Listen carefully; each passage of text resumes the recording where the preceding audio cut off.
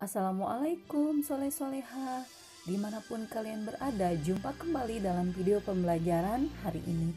Kita belajar dengan siapa saja, kapan saja, dan di mana saja. Bagaimana kabarnya soleh-soleha? Tentu dalam keadaan baik-baik saja, bukan? Semoga soleh-soleha selalu sehat dan tetap semangat dalam belajar. Sebelum video pembelajarannya dimulai, jangan lupa klik subscribe-nya dulu ya, dan like video ini dan share pada teman-teman lain supaya banyak orang yang tahu. Terima kasih.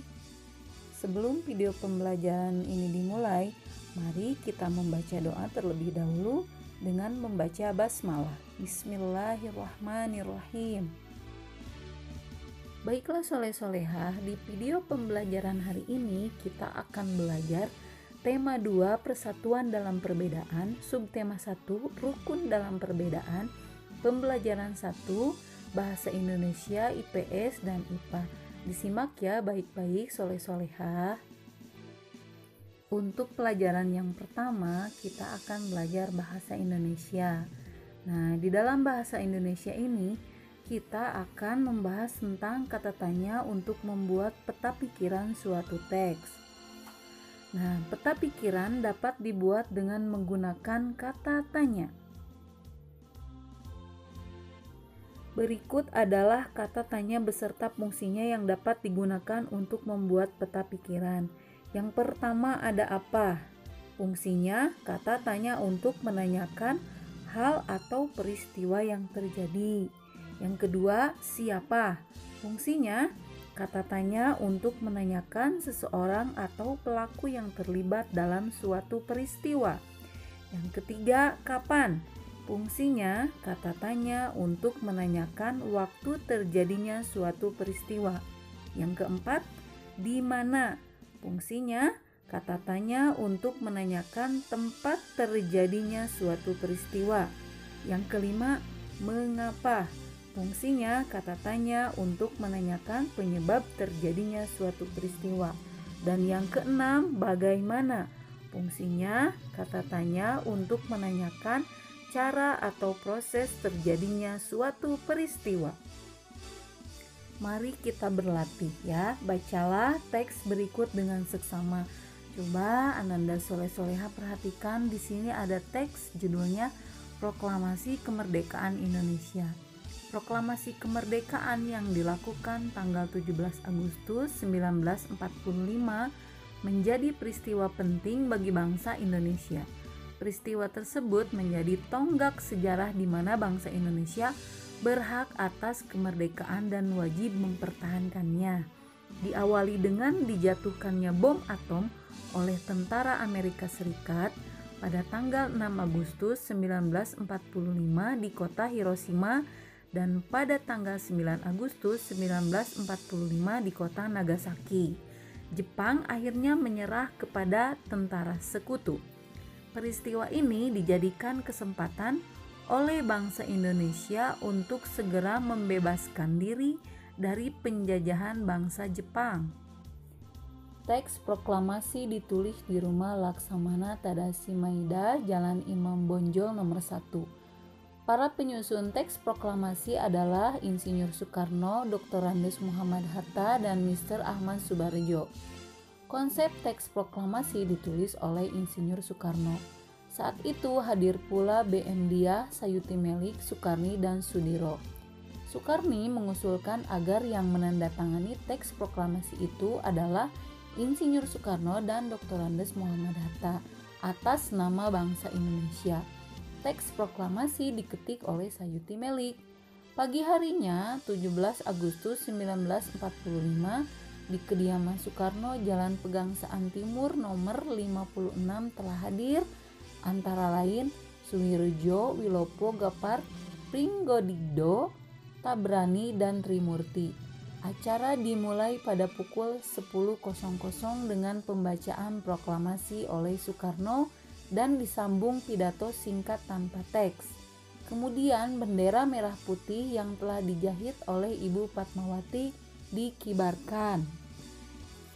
Oke soleh-soleha, nah dari teks bacaan tadi Kita bisa membuat peta pikiran berdasarkan informasi yang terdapat di dalam teks yang sudah kita baca tadi. Nah, gunakan kata tanya apa, di mana, kapan, siapa, mengapa, dan bagaimana untuk menentukan informasi penting dalam teks. Kemudian, tuliskan peta pikiran tersebut di setiap pertanyaannya. Ayo kita isi bersama-sama ya. Ini untuk contoh latihan supaya kalian nanti bisa. Dari teks yang sudah kita baca tadi, kita tentukan dulu pertanyaannya. Nah, kita buat satu pertanyaan untuk beberapa kata tanya. Contoh di sini. Apa proklamasi kemerdekaan Indonesia? Di sini jawabannya, proklamasi kemerdekaan Indonesia merupakan tonggak sejarah di mana bangsa Indonesia berhak atas kemerdekaan dan wajib mempertahankannya. Itu untuk pertanyaan apa. Untuk pertanyaan mengapa? Mengapa proklamasi kemerdekaan Indonesia? Karena menjadi kesempatan bangsa Indonesia untuk segera membebaskan diri dari penjajahan bangsa Jepang. Untuk pertanyaan siapa? Siapa proklamasi kemerdekaan Indonesia? Jawabannya Insinyur Soekarno didampingi oleh Muhammad Hatta. Nah, itu ya tadi apa, mengapa, siapa, dan sekarang bagaimana. Bagaimana proklamasi kemerdekaan Indonesia? Acara dimulai pada pukul 10.00 dengan pembacaan proklamasi oleh Soekarno dan disambung pidato singkat tanpa teks. Kemudian bendera merah putih yang telah dijahit oleh Ibu Fatmawati dikibarkan. Untuk pertanyaan kapan? Kapan proklamasi kemerdekaan Indonesia? Jawabannya 17 Agustus 1945. Untuk pertanyaan di mana? Di mana proklamasi kemerdekaan Indonesia? Jawabannya di Jalan Pegangsaan Timur nomor 56. Nah, itu ya soleh-soleha cara membuat peta pikiran berdasarkan teks yang sudah kita baca tadi. Jadi tentukan dulu pertanyaannya dan sediakan beberapa pertanyaan yang sudah kita buat tadi. Pertanyaannya ada apa, di mana, kapan, siapa, mengapa, dan bagaimana. Paham ya soleh-soleha? Ustazah harapkan kalian semuanya paham dan bisa dalam membuat peta pikiran berdasarkan informasi yang terdapat di dalam teks tadi yang sudah kita baca. Sekarang kita ke IPS. Makna proklamasi kemerdekaan bangsa Indonesia. Di sini ada 5 poin. Nah, kita bahas satu-satu ya. Untuk poin yang pertama, menandai lahirnya bangsa Indonesia sebagai bangsa yang merdeka. Maksudnya di sini, proklamasi kemerdekaan Indonesia merupakan peristiwa bersejarah bagi bangsa Indonesia. Peristiwa ini menandai kelahiran negara Indonesia. Indonesia menjadi bangsa yang merdeka dan terbebas dari penjajahan bangsa asing. Penderitaan rakyat selama masa penjajahan membuat bangsa Indonesia bertekad menjadi bangsa yang merdeka. Kemerdekaan merupakan hak semua bangsa. Oleh sebab itu, seluruh rakyat Indonesia berjuang untuk meraih kemerdekaan. Peristiwa proklamasi kemerdekaan pada tanggal 17 Agustus 1945 sebagai pernyataan atas kemerdekaan bangsa Indonesia. Itu poin yang pertama. Poin yang kedua, puncak perjuangan bangsa Indonesia meraih kemerdekaan. Nah, bangsa Indonesia dijajah bangsa asing sangatlah lama. Perjuangan melepaskan diri dari penjajahan ini sudah berlangsung sejak lama. Para pejuang dari berbagai daerah, tua dan muda, silih berganti mengangkat senjata mengusir penjajah. Namun, upaya mereka masih belum berhasil karena perjuangan masih bersifat kedaerahan dengan terpecah-pecah.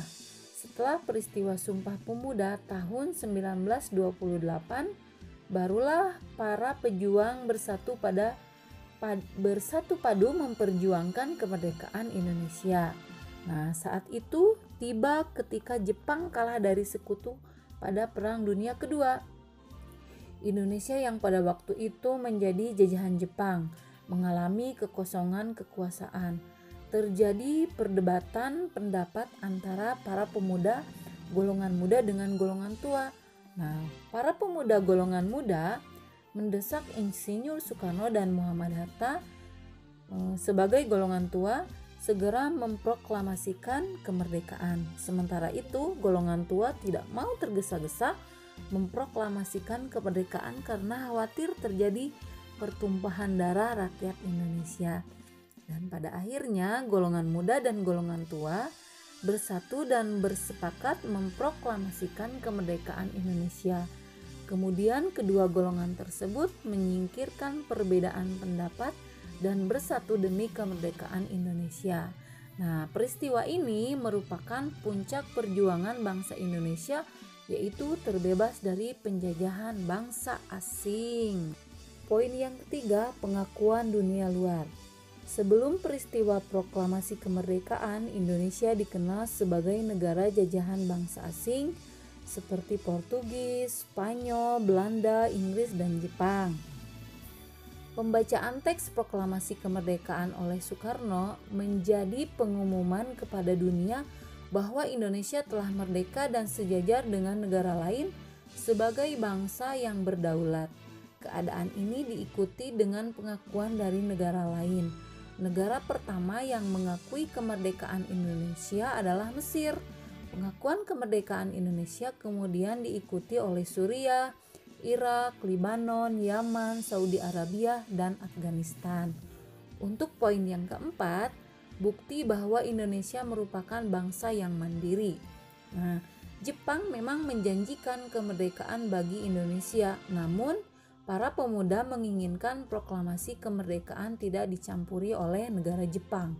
Oleh sebab itu, pemuda memaksa Soekarno untuk segera memproklamasikan kemerdekaan agar tidak terpengaruh oleh negara Jepang.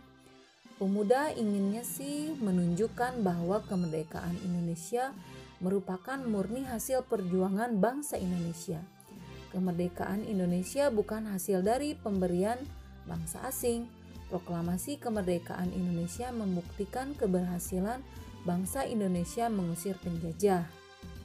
Poin yang kelima, landasan untuk bersikap terhadap dunia. Selama bertahun-tahun bangsa Indonesia dijajah oleh bangsa asing. Bangsa Indonesia harus patuh terhadap kebijakan bangsa asing di kala itu. Nah, setelah proklamasi kemerdekaan, bangsa Indonesia menjadi bangsa yang merdeka dan bebas untuk menentukan sikap terhadap dunia. Tidak ada lagi bangsa asing yang dapat memaksakan kehendaknya kepada bangsa Indonesia. Bahkan bangsa Indonesia menjadi penggagas kemerdekaan bangsa-bangsa di Asia Afrika melalui Konferensi Asia Afrika tahun 1955. Selain itu, Indonesia juga aktif memelihara perdamaian dunia melalui pembentukan gerakan non-blok ketika Perang Dingin berlangsung. Nah, Perang Dingin ini adalah perang tidak langsung antara blok Barat yang dipimpin Amerika Serikat dan blok Timur yang dipimpin oleh negara Uni Soviet. Indonesia dengan gerakan non-blok memilih netral, tidak memihak pihak manapun. Berikut naskah teks proklamasi yang dibacakan oleh Presiden Soekarno. Proklamasi. Kami, bangsa Indonesia, dengan ini menyatakan kemerdekaan Indonesia. Hal-hal yang mengenai pemindahan kekuasaan dan lain-lain diselenggarakan dengan cara saksama dan dalam tempo yang sesingkat-singkatnya. Jakarta, 17 Agustus 1945, atas nama bangsa Indonesia, Soekarno, Hatta. Selanjutnya kita ke muatan pelajaran IPA. Nah, di sini kita akan membahas Cara tumbuhan menyesuaikan diri terhadap lingkungan. Yang pertama ada penyesuaian tumbuhan terhadap kondisi lingkungan. Setiap jenis tumbuhan memiliki ciri-ciri yang berbeda. Ada tumbuhan yang memiliki ciri khusus pada tubuhnya, seperti batang berduri, daun yang lebar, atau akar yang muncul ke permukaan tanah. Perbedaan ciri setiap jenis tumbuhan merupakan salah satu bentuk penyesuaian diri atau adaptasi. Nah, adaptasi adalah kemampuan makhluk hidup untuk menyesuaikan diri terhadap lingkungannya. Adaptasi dilakukan tumbuhan agar tetap bertahan hidup. Lingkungan tempat tumbuh hidup disebut habitat. Habitat jenis tumbuhan satu dengan yang lain berbeda-beda. Nah, berikut contoh adaptasi tumbuhan terhadap habitatnya. Yang pertama ada adaptasi tumbuhan di lingkungan kering. Tumbuhan yang dapat hidup di lingkungan yang memiliki sedikit air disebut xerofit. Contoh tumbuhannya yaitu pohon kurma, lidah buaya, daun cocor bebek, dan kaktus. Kemudian adaptasi tumbuhan di lingkungan berkadar garam tinggi. Tumbuhan yang dapat hidup di lingkungan dengan kadar garam tinggi disebut halofit. Contoh lingkungan dengan kadar garam tinggi yaitu laut, muara sungai, dan pantai. Keadaan tanah di tempat itu biasanya berlumpur dan berpasir serta sangat sedikit mengandung oksigen. Contoh tumbuhan yang hidup di lingkungan berkadar garam tinggi yaitu bakau, seperti yang ada di gambar ini ya. Beberapa jenis tumbuhan bakau memiliki akar napas yang tumbuh ke atas permukaan tanah untuk memperoleh oksigen.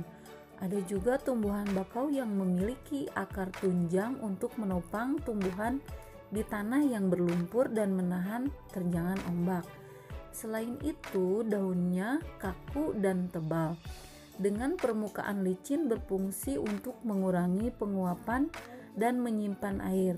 Bagian bawah daun bakau memiliki kelenjar untuk mengeluarkan kelebihan garam. Berikutnya, adaptasi tumbuhan di lingkungan air. Tumbuhan yang dapat hidup di lingkungan air disebut hidrofit. Contoh tumbuhan hidrofit adalah teratai dan eceng gondok. Adaptasi tumbuhan tersebut adalah sebagai berikut. Yang pertama, teratai memiliki daun yang lebar untuk mempercepat penguapan. Daun yang lebar juga berfungsi agar dapat mengapung di permukaan air. Daunnya berlapis lilin untuk mencegah daun membusuk karena selalu terkena air. Yang kedua ada eceng gondok. Nah, eceng gondok ini memiliki pangkal tangkai daun berongga yang berfungsi untuk membantu mengapung di permukaan air. Akarnya lebat untuk menjaga keseimbangan tumbuhan agar tidak terbalik.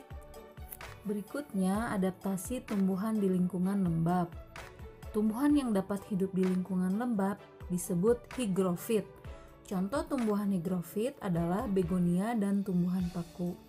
Nah, oleh karena itu, hidup di tempat lembab, penguapan terjadi dengan lambat. Air dikeluarkan melalui struktur khusus pada daun yang disebut stomata air atau hidatoda. Selanjutnya, adaptasi tumbuhan di lingkungan miskin nitrogen. Tumbuhan yang tumbuh di lingkungan miskin nitrogen biasanya melakukan penyesuaian diri dengan memerangkap serangga kemudian mencerna sebagai sumber nitrogen. Contohnya kantong semar dan penus. Yang kedua, penyesuaian tumbuhan untuk berkembang biak. Selain untuk bertahan hidup, beberapa tumbuhan juga melakukan untuk membantu perkembangbiakan atau reproduksi. Contohnya sebagai berikut. Yang pertama ada bunga Raplesia. Nah, bunga Raplesia ini mengeluarkan bau busuk untuk menarik perhatian serangga, biasanya lalat. Serangga yang hinggap dapat membantu penyerbukan. Yang kedua, tumbuhan seperti mawar, melati, dan anggrek memiliki mahkota bunga yang berwarna mencolok dan kelenjar nektar untuk menarik perhatian serangga yang membantu penyerbukan. Yang ketiga, bunga dandelion memiliki cara yang unik dalam penyebaran benihnya. Benih yang sekaligus buahnya memiliki struktur tambahan seperti serabut halus yang membantunya agar mudah terbawa angin.